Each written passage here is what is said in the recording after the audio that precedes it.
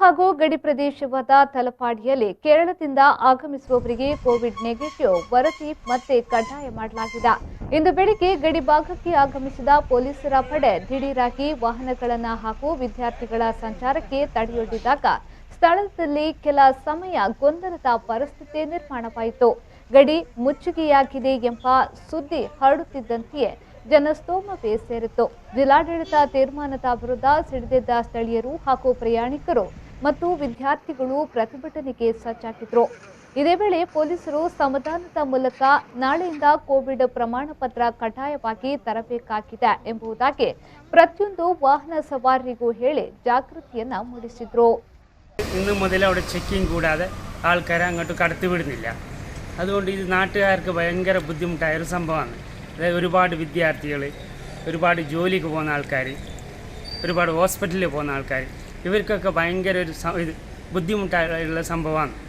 അതുകൊണ്ട് ഇതിന് വേണ്ടിയിട്ട് നാട്ടുകാർ ഒന്നിച്ചുകൂടി ശ്രദ്ധിക്കണം. ഇല്ലെങ്കിൽ ഗവൺമെൻറ്റിൻ്റെ ഭാഗത്ത് നിന്ന് എന്തെങ്കിലും ഒരു നടപടി ഉണ്ടാകണം. ഒരുപാട് തൊഴിൽ തേടി മംഗലാപുരത്തേക്ക് പോകുന്ന ആൾക്കാർ, നിത്യ ജീവിതം കഴിക്കുന്ന ഒരുപാട് ആൾക്കാരുണ്ട്.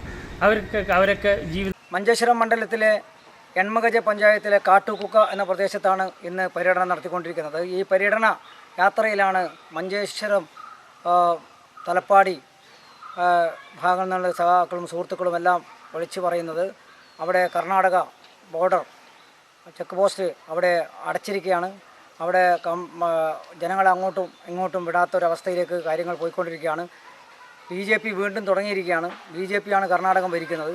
ആ കർണാടക ഭരിക്കുന്ന BJP ജനങ്ങളെ ദ്രോഹിക്കാൻ വേണ്ടി ജനങ്ങളുടെ സഞ്ചാര സ്വാതന്ത്ര്യം നിഷേധിക്കുകയാണ്. ഇപ്പോൾ കൊറോണ കുറഞ്ഞു വരുന്ന ഈ സാഹചര്യത്തിലും മുമ്പ് വളരെ രൂക്ഷമായിരുന്ന ഘട്ടത്തിൽ പോലും നിരവധി രോഗികൾ മംഗലാപുരത്തെ ആശ്രയിച്ച് മുന്നോട്ട് പോകുമ്പോൾ അത് മാർഗം മുടക്കിയപ്പോൾ നിരവധി ജീവൻ നഷ്ടപ്പെട്ടത്